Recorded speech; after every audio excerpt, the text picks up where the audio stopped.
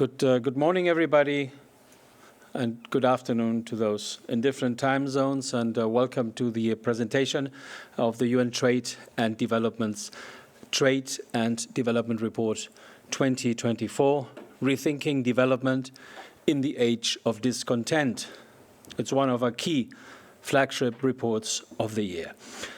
We have with us today UN Trade and Development Secretary General Rebeca Grynspan, who will present the report and its policy proposals. As well with us, Anastasia, Nesvetailova, UNCTAD's head of Macroeconomic and Development Policies, who oversaw this year's report. She will share in-depth economic analysis. We will then take questions from the floor and, of course, from those who are joining us online. Secretary General, the floor is yours. Thank you. Thank you very much, Marcelo, and thank you all of you for being here with us.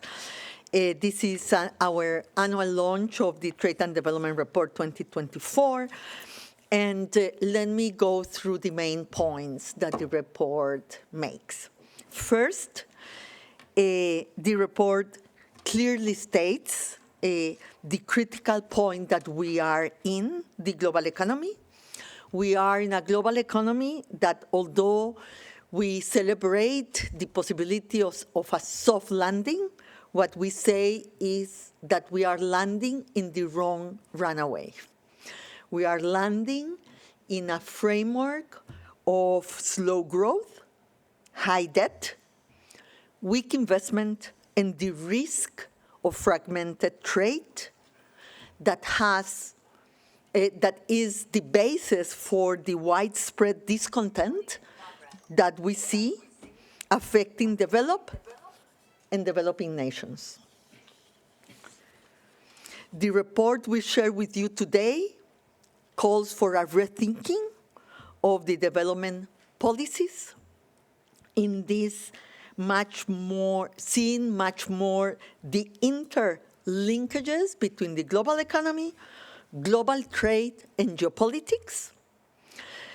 We call for reform of the international financial architecture, to the revive of the financial and investment and trade dynamism for developing countries, and to strengthening multilateralism.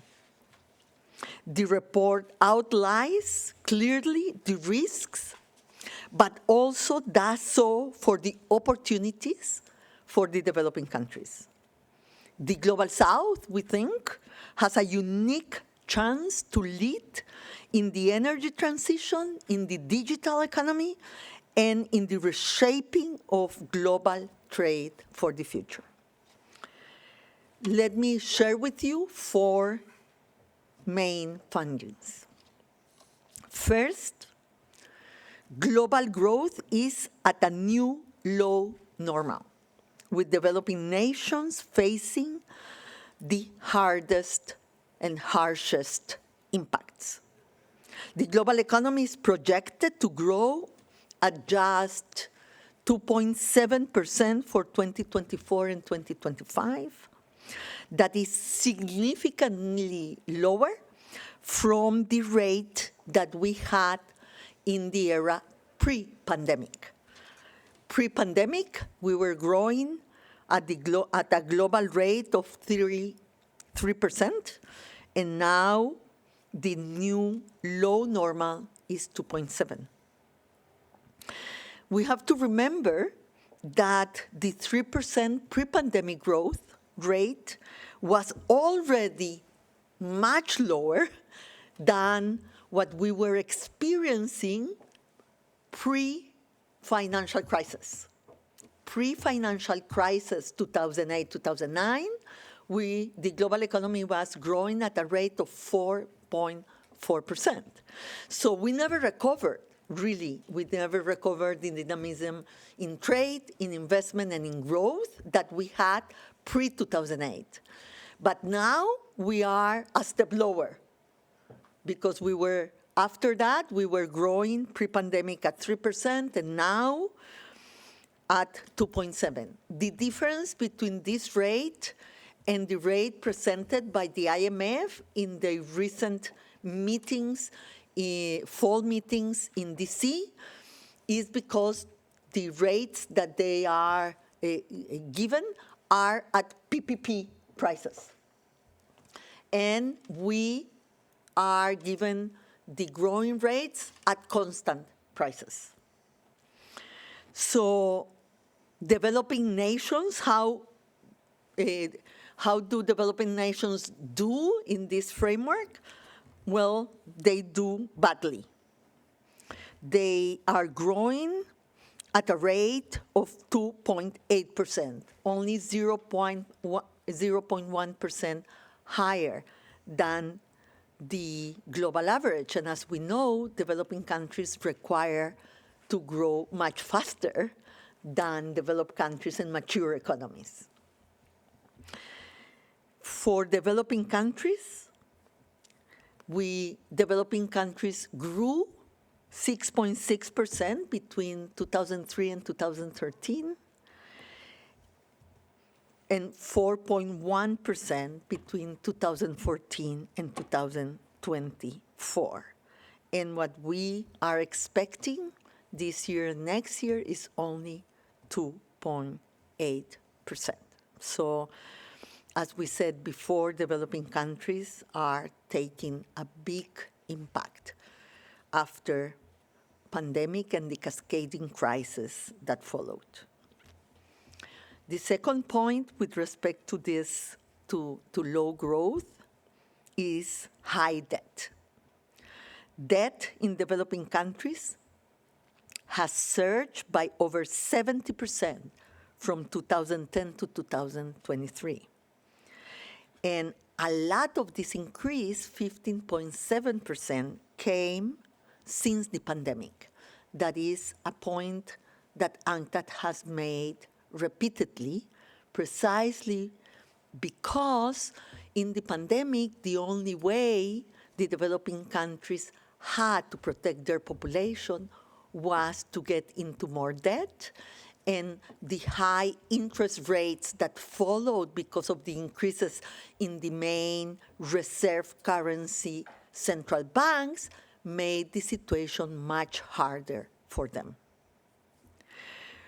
Rising debt has left many developing nations with very limited fiscal space, making structural reforms to boost productivity and resilience more difficult, further weakening their growth prospects.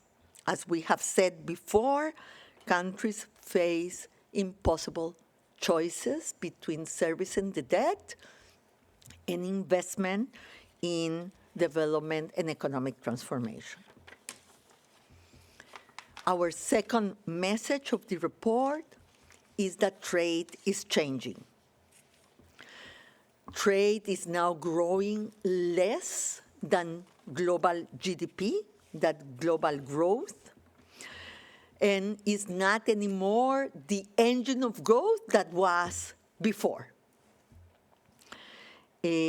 Since 2008, that this is the case, and now growth, because of geopolitics and because of rising protectionism, trade is even weaker. Trade as a share of GDP reached 16% in 2008, but has stagnated since then. Geopolitical tensions, as I said, protectionism on the rise, and policy uncertainty are dampening hopes for a strong trade revival. As we have said before, trade will recover in 2024, but will continue to grow below global GDP and at very low rates for the moment, at around 2%. Another structural factor in trade that the TDR emphasizes is the growing importance of services in trade.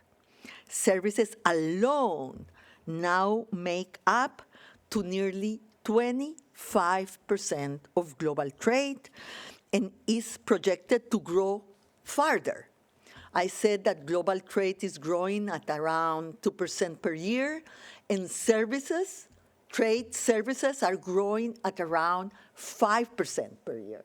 So we can expect the share of services in global trade to continue rising. Third point, although inflation is receding in some developed countries, and as I said, there is the expectation of a soft landing, prices are still very high, and inflation in some developing countries continue to be very high. In general, prices are still high in developed and developing countries, eroding household incomes and feeding social discontent. That is the second part of the title of the TDR of this year. Inflation driven by post-pandemic supply chain disruptions and monopolistic practices has eroded purchasing power in the household in both developed and developing countries. With respect to investment, I think that it's important to emphasize three aspects that we see relevant. First, there is the growing importance of intangible assets in investment. Brands, software, data, patented technologies are increasingly important in global supply chains. And these intangible assets in investment have grown 3 times faster than physical assets. And we know that in these intangible assets, developing countries are in a disadvantage. Also, investment in critical minerals have gone up considerably, 20% in 2021, 30% in 2022. But processing is still very concentrated. So here there is an opportunity for developing countries, but this opportunity won't be we won't be able to take advantage of it if we don't go up the value-added chain and the supply chain. Let's remember that only 22 developing countries have investment rating rates. So you understand that the rest of the developing countries that don't have investment ratings have very difficult to attract investment. So in the report, in the World Investment Report, you will remember that we stated that the investment in the main SDGs sectors have gone down by 10%, and that investment towards the developing countries is really very low, and the risk perception and cost of capital in these countries continues to be very high. So the fourth message that we want to send is with respect to a characteristic of trade that is usually not brought to the center of the discussion, that is that South-South trade is growing much faster than global trade. So South-South trade, together with the energy transition and the digital economy, are clear opportunities for developing countries to achieve sustainable economic development. South-South trade has more than doubled, reaching 5.6 trillion by 2023, offering an opportunity for diversification and to reduce dependency on traditional partners, especially in the face of rising protectionism. At the same time, the energy transition and the digital economy provide further potential for growth, as I have said before.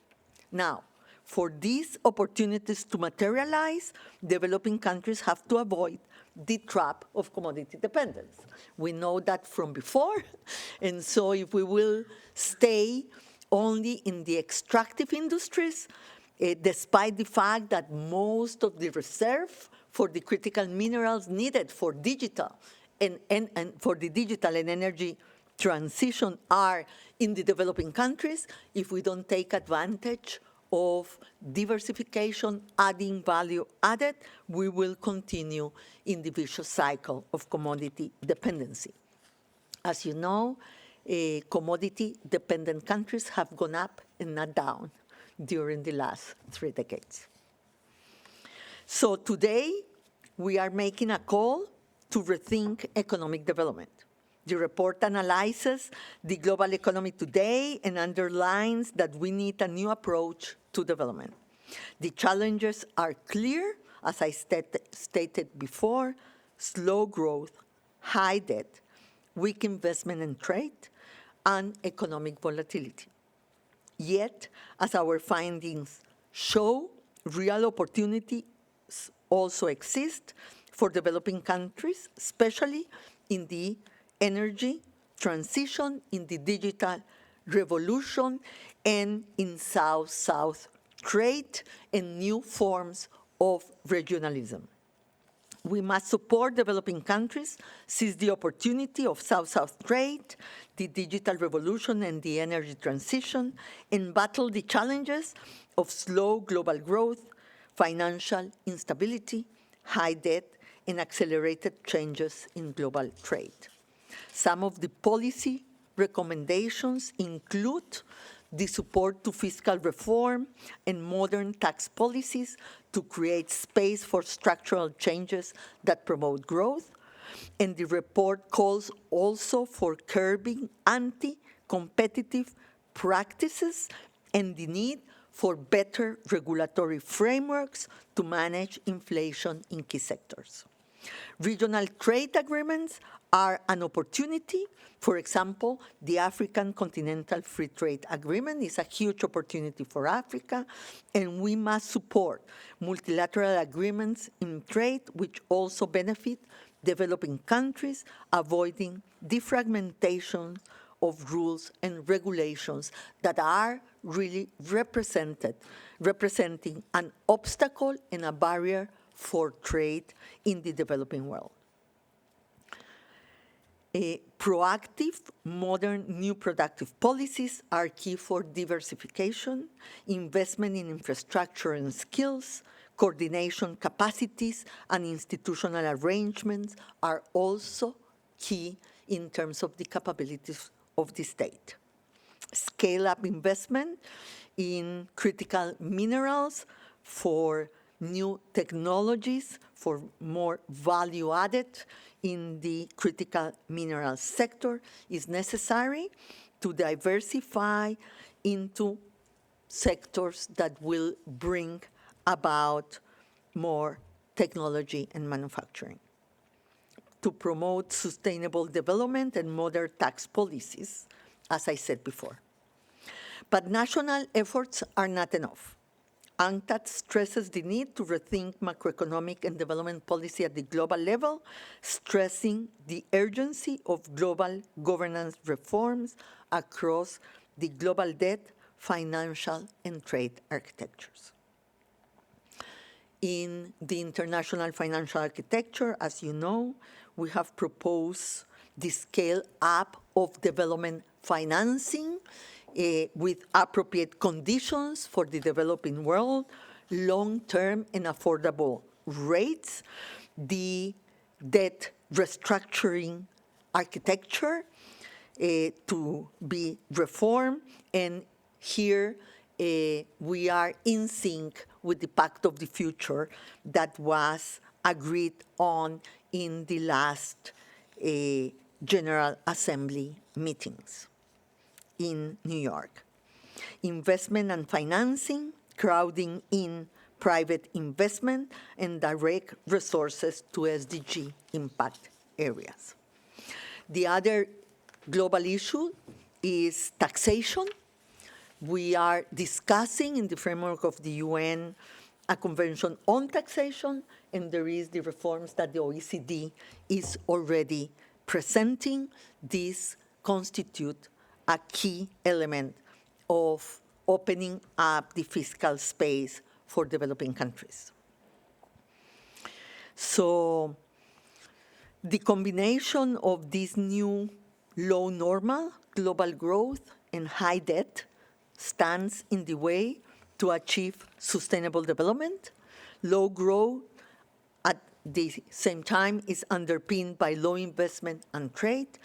We cannot be complacent. There are important steps in the right direction, but for the developing countries to really be able to take advantage of the new opportunities, the national and the international policies will have to fit each other, and a coherent framework for a new development era will have to come together. Thank you. Thank you. Thank you very much, Secretary General, for giving this this overview. Before we open the floor, we give the opportunity to our colleague Anastasia Nesvetailova to provide some more analysis on the underlying macroeconomic mechanisms, explaining what the Secretary General just briefed everybody about. Thank you. Thank you very much, Marcelo. Thank you very much, Secretary General. Good afternoon, colleagues. I will go in slightly more detail into the profound transformations that underline the current critical moment in global integration that the report identifies as an inflection point in globalization, a pivot of global trade, financial system, technological growth wave to a different new phase. We do not call it disglobalization. We avoid references to fracturing, but we do acknowledge that globalization is in a qualitatively new phase of evolution. There are three major transformations that underlie the current shift, and it's remarkable that this particular moment comes exactly 80 years after the establishment of the Bretton Woods institutions and 60 years after the establishment of UNCTAD itself. And this gives us a moment to rethink development strategies for the emerging new growth wave that is driven by new technology, green transition, new social and corporate forms, and growing role of the Global South. So the three transformations that we speak about in detail in the report, first of them concern global trade. Global trade is increasingly influenced by the rise of the service economy and the active industrial and trade policies of major countries. In contrast, the global financial architecture has remained largely unchanged since its inception 80 years ago. We stress that addressing this imbalance and making global economic governance institutions more inclusive and accountable to countries of the Global South is vital to mitigate the deepening debt crises and foster sustainable development. Second, new technologies, including those linked to the green transition, artificial intelligence, precision bioengineering, but not confined to them, are reshaping economic systems as we speak. Some developing economies stand to benefit from the rising demand for critical minerals and resources needed for the new technological economy. But others will face significant risks. Major oil exporting countries will face financial constraints over the next 2 decades, and this underscores the urgency for the need to economically diversify and go on with structural transformation. Additionally, the rising service economy, particularly finance and related sectors, complicate the management of extractive industries. Without effective policies, the expansion of finance-related sectors will add to the problems of resource curse, deepen inequalities, and impede diversification. To navigate these challenges, economies of the Global South must implement comprehensive regulatory and diversification policies that extend beyond traditional manufacturing. Safeguarding economic resilience and addressing inequalities in the age of compound and overlapping crises demands enhanced policy coordination and data sharing, especially regarding the activities of multinational enterprises. Third and finally, geopolitics is reshaping supply chains and does inform some investment decisions. Yet there is a deeper structural issue that underpins many of the ongoing shifts. That is the diminishing role of manufacturing as an engine of development and growth. It remains crucial for economic transformation, but its effectiveness as engine for growth has been waning. The comparative advantage of lower labor costs has diminished in relevance to modern industry's demand for higher skills and capital investment. In the 2010s, only 18% of global trade was based on labor cost arbitrage. Over the past 2 decades, manufacturing investment has halved, whilst investment in services activities within the manufacturing sectors surged to nearly 70% just last year. This relative decline of manufacturing does raise concern for both advanced and developing economies. The loss of rewarding manufacturing jobs fuels economic insecurity and a sense of social discontent. In response, many advanced economies are adopting new industrial and trade policies to address public discontent with globalization. However, we do caution that rising protectionism threatens the multilateral system, where fair competition and market access remain essential for sustainable development. For many developing nations, a retreat from manufacturing exacerbates reliance on commodities and hinders structural change. This is particularly evident in the global food system, which has shifted from a labor-intensive sector to a complex, financialized landscape dominated by few under-regulated corporations. New technologies can further accelerate the concentration of data in the hands of few large seed companies. We cite one example among many in the report, and this example is Brazil. Despite Brazil's efforts to engineer soybeans for local conditions, the country is still exposed to the vulnerabilities of and concentration of key markets and sectors.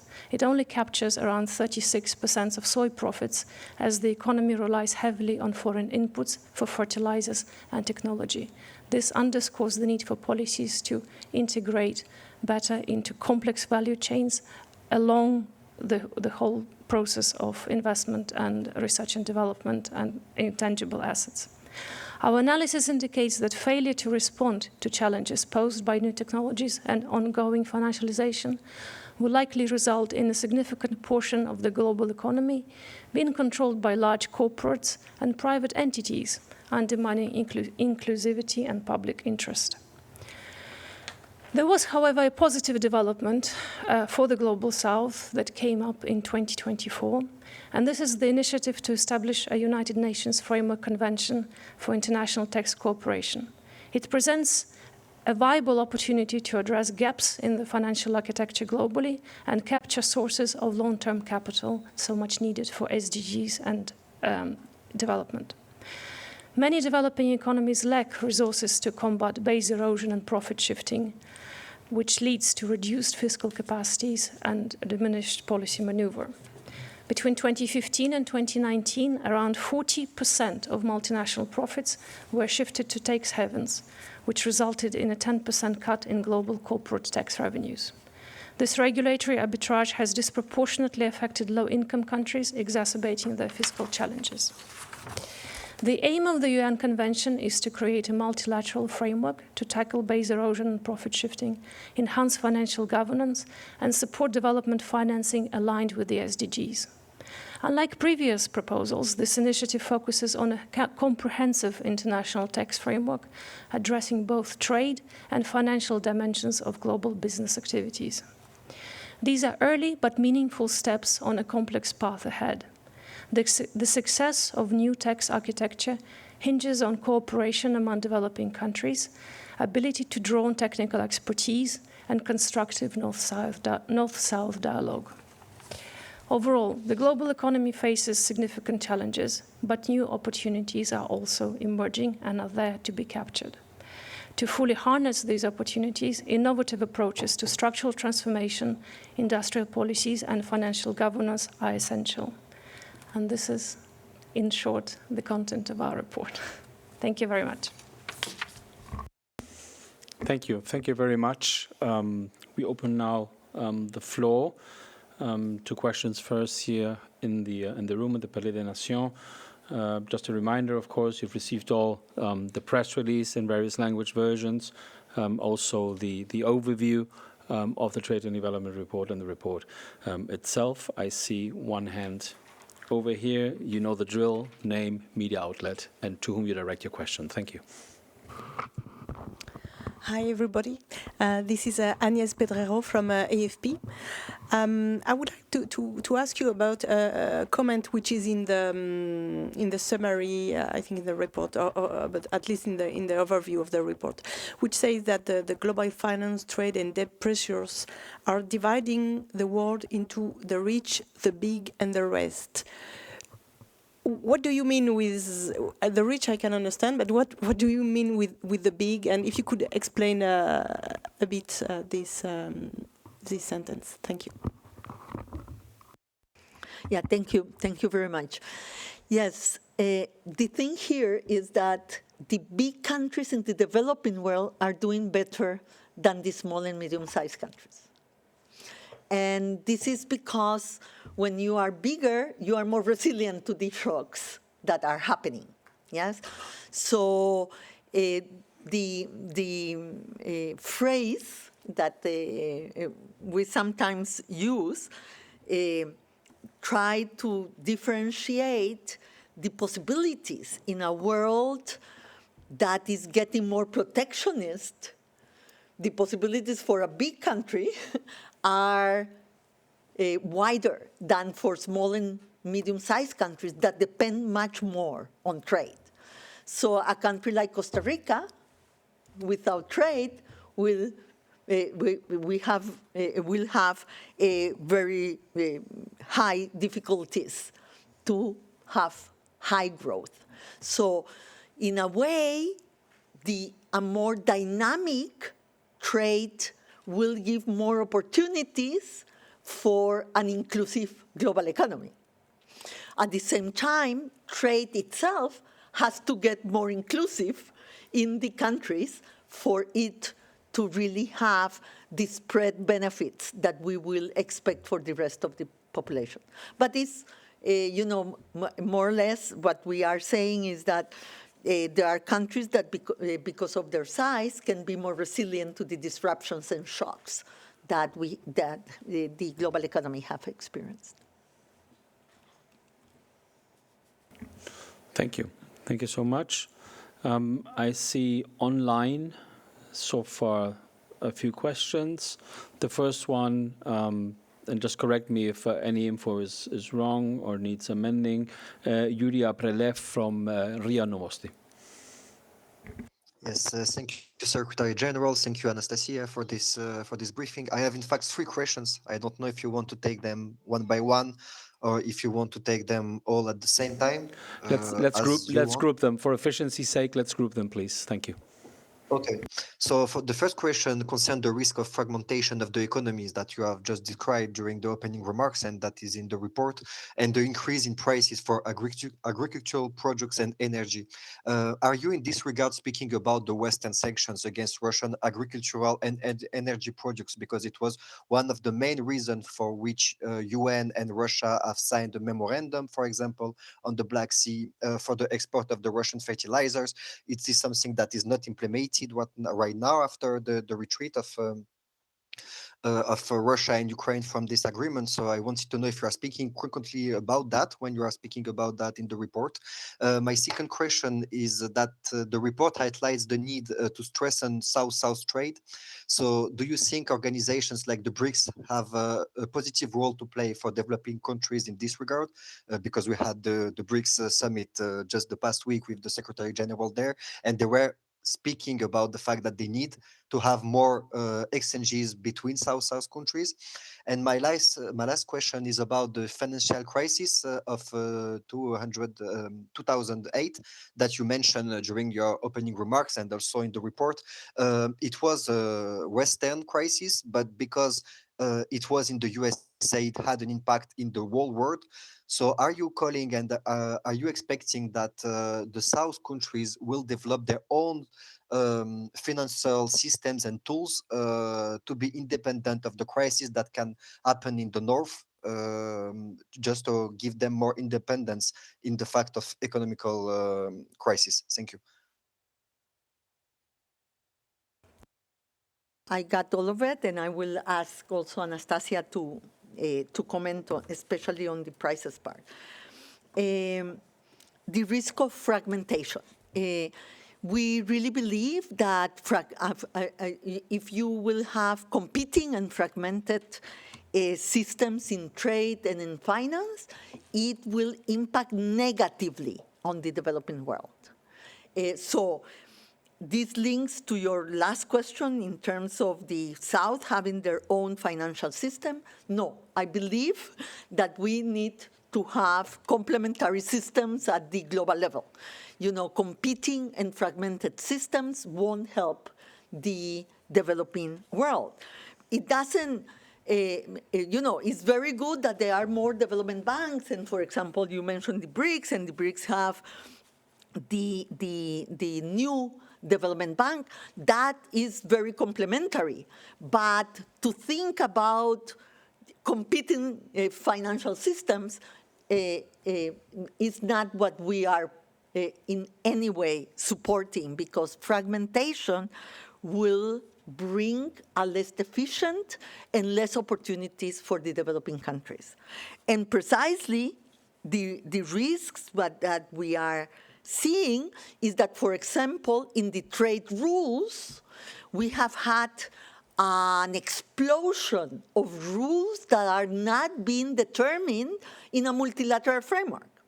So if I remember correctly, from the number that was given by WTO, is that we have gone from 250 trade rules to 3,000.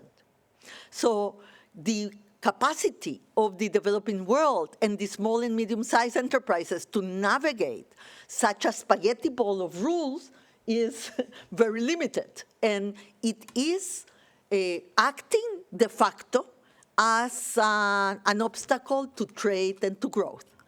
So when we talk about the risk of fragmentation, is because we see a tendency, especially in trade, of fragmented rules and high protectionism that works against the developing world.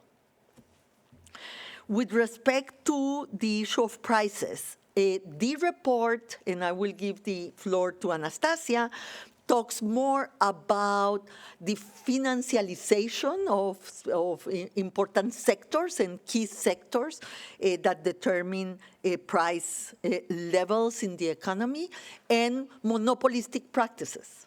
And so I will ask, you referred to that, Anastasia, in your remarks, so I would ask you to elaborate more on this. But it is true that trade disruptions push prices up. And we saw that in the war in Ukraine, in the Black Sea.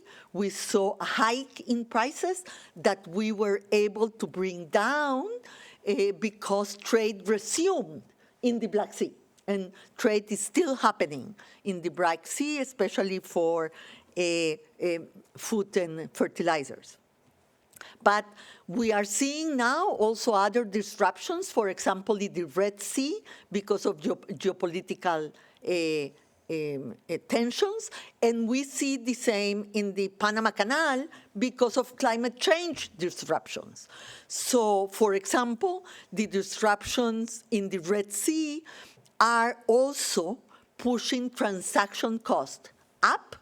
And we already see that if this situation is prolonged, we will see supply bottlenecks that will push prices up in the global economy. And that is a risk. And in the maritime report, we go into more detail into this. And I suggest you to look at it, because we go in very in detail on these risks and how high transaction cost because of disruption in maritime trade will push, could push prices up. But I will give you the floor in a moment, Anastasia, on more on this. With respect to the crisis, to the 2008 crisis, it's true that that was a Western crisis first, but because investment never recovered after 2008, and trade never recovered after 2008 because of the importance of these countries in global trade, the growth of the Global South also suffered. So we never recovered global growth at the levels that we had pre-crisis. This is not, I don't think that resilience will come on a fragmented financial system, as I said before, yes, because, you know, if the financial system will fragment it, it will make it less resilient, not more resilient. So complementarity is good, but we have put a lot of effort in the call for the reform of the international financial architecture, precisely because we think that the multilateral development banks, all the network of multilateral development banks, can play a very important role in increasing investment and crowding in private investment towards developing countries, and because we really believe that the capacity of the IMF to support growth and development in the developing world is important, and that's why we have pushed for governance reforms, for the debt architecture to be reformed, and also for the policies in terms of interest rates and surcharges and the IMF to change. We have already seen a step forward in this direction taken in the IMF board before the fall meeting. So we could go in the right direction, and I think that we can reform the system to resume dynamic, inclusive, and sustainable growth for all. Anastasia, please. Thank you very much, SG. Thank you, Yuri, for the questions. For agriculture and oil, it's interesting that you picked these two sectors because both in this report, but in particular in our earlier work, we focused on these two very systemically important areas of the economy, specifically for developing countries, because they have suffered from A, financial speculation, and B, and crucially, unregulated corporate profiteering. And we actually did a very detailed study on specifically food traders last year, but their dynamics of profits and behavior is very similar to the behavior of oil giants that aggravated risks and price fluctuations at the moment of crisis for the world economy. So prices for commodities are broadly coming down. They have receded, but they remain at 20% higher than the pre-pandemic levels. And they remain volatile. In fact, one projection, I believe it's from FAO, and this is why we're interested in long-term trends and what they mean for globalization. The FAO estimate suggests that global demand for food, for agricultural commodities, will increase by between 30 to over 50% by 2050. In the era of climate crises, of various disturbances to supply chains, transportation, and markets, these are massive areas for volatility, potential speculation, and profiteering. And unfortunately, the reform of these markets and of mechanisms that hurt developing countries most has been very slow. So we call for a concerted action now for a systemic reform that would include not only regulations on specific speculative practices, but actually addressing monopoly and monopoly practices in key markets that matter for development.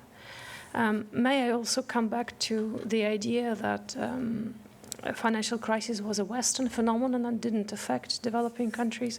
Chapter 4 of the report actually has a section dedicated to this particular crisis, and it establishes that whilst initially it seemed to many observers that this is now a new age of Global South having decoupled from the crisis-stricken North, Global South suffered massively just a few years afterwards. So by 2013-14, the risen economies of the Global South already had been in retreat, because many of them were not able to diversify away from the commodity wave. They rode the commodity wave and high prices, but they did not pursue enough of structural transformation, redistribution, and macroeconomic stabilization programs inside. Africa is in particular affected, but it's not the only region of the world. So we call not to make such mistakes again, now that commodity prices are on the rise, that demand is projected to go up, but financial activities and corporate practices continue pretty much unregulated. Thank you. Thank you very much. And as the Secretary General mentioned, as a reminder, just last week today, we issued the review of maritime transport. It goes in depth into several of the points that were mentioned here. We have another question online from Ravi Kant, Washington Trade Daily. Thank you.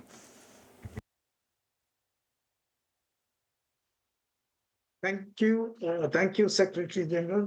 My question is to you only. Actually, I'm following from Yuri's question about the recent BRICS meeting, as well as a larger question. One of the great things or good things that seems to happen in the BRICS meeting is that the kind of process they started to pay, transactions in their independent national currencies to move away from the continued brutal grip of dollar payments and all.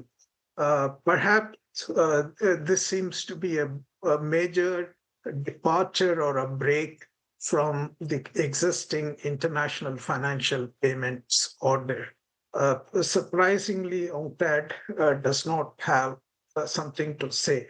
And moreover, the second question is that UNCTAD's trade TDR reports over the years are essentially a hallmark in terms of presenting the asymmetries and the biases, as well as the spillovers that make life of developing country policymakers very difficult in achieving those development objectives. This year's report seems to be a rehash of, the previous IMF and the WTO and OECD reports. It lacks a kind of coherent picture on how do you address, for example, the asymmetries, the biases and spillovers in the international economy.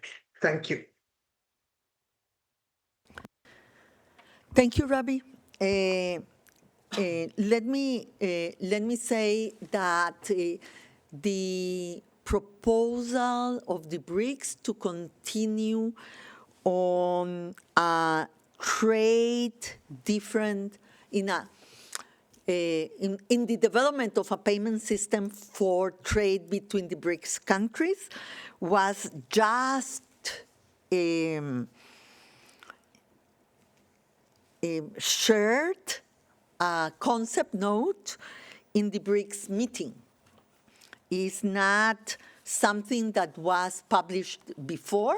The intention was there for a long time, but this is the first time that we see a concept note in this direction that has been agreed to continue in the making between the BRICS countries. It's not a reality yet, but I think that is a serious attempt to try to reduce the transaction costs that come from having to go through the intermediate banks and the dollar system.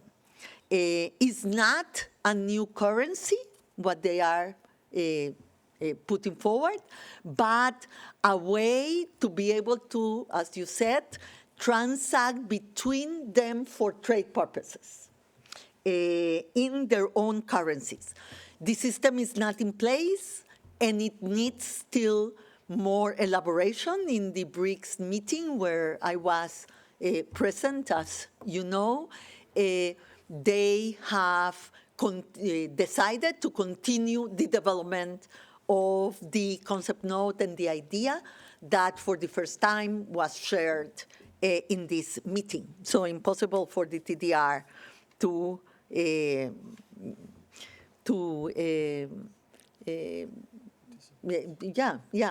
have comments on it or take it into account, because the main idea was just shared, although the objective has been present for a long time.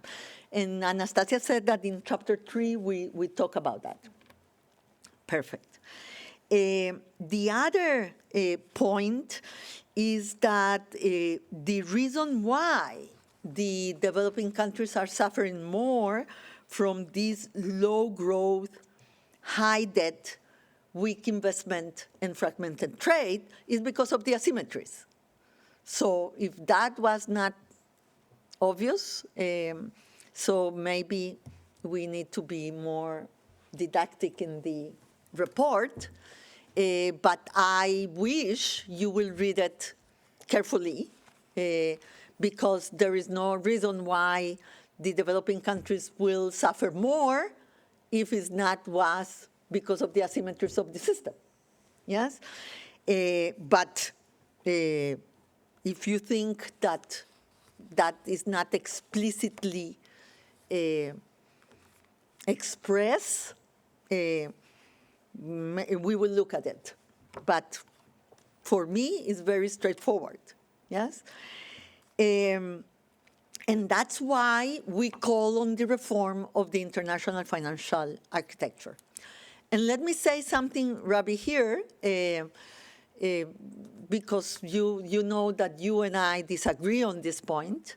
This is not the first time, that many of the issues that have been discussed in the Pact of the Future, in the framework of the UN, and many of the reforms that are also being considered today that benefit developing countries in the international financial architecture is because UNCTAD has contributed to push that agenda. And we feel very proud of our voice in defending the developing countries in this direction, because we really think that the reform of the international financial architecture is not something new. UNCTAD has asked for it many times before, but we see much more movement today because we have come together with the voice of the Secretary General of the UN and with the other organizations of the UN, but we have made a forceful case for that to happen. We are not seeing all we want to see, but we see more movement and more efficacy in our voice today than it was in the past. So, but maybe, Anastasia, you can comment on chapter 3, please. Thank you very much, SD. Yes, indeed, we preemptively discussed the idea of switching away from the dollar-dominated system through trade and financial arrangements at the discussion in Chapter 3 when we discuss inflection of globalization. And we discuss the difficulties and asymmetries, especially in current accounts and trade balances, the developing countries face on the way from trade system into a more complex financial arrangements. Just to give you one idea, so if trade is understood in the ecosystem of global economy, and but by that we mean the global financial system. Of course, trade is serviced by various financial and legal operations and financial services, for example, insurance, for example, credit and debt mechanisms. Those are very important for overall trade balance, but also for financial balances and asymmetries. If to take the most transparent data, and this is available from the BIS, on foreign exchange transactions and derivatives that involve non-dollar currencies, if you net out all the transactions, the share of non-dollar currencies at the moment is less than 4%. That underscores the challenge of the overall economic governance reform needed to make it more inclusive and reflective of the interests of the Global South. But also it underscores how trade, business, investment, and financial activities are interlinked. So you cannot reform one and not reform the other. On the question of asymmetries, Chapter 1 deals with macroeconomic asymmetries, and in particular, very unpleasant fiscal arithmetic. I believe it's box number 1-2. Chapter 2 discusses asymmetries that are carried through into the service-based economy, and again hurt at the moment developing countries more. And Chapter 3 discusses technology-driven asymmetries that are going to escalate as we go into the new growth wave.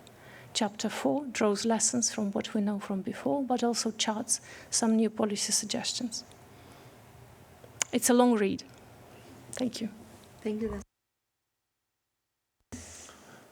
Thank you. Thank you, Secretary General. Thank you, Anastasia. I don't see any more questions online. I don't know, from the floor.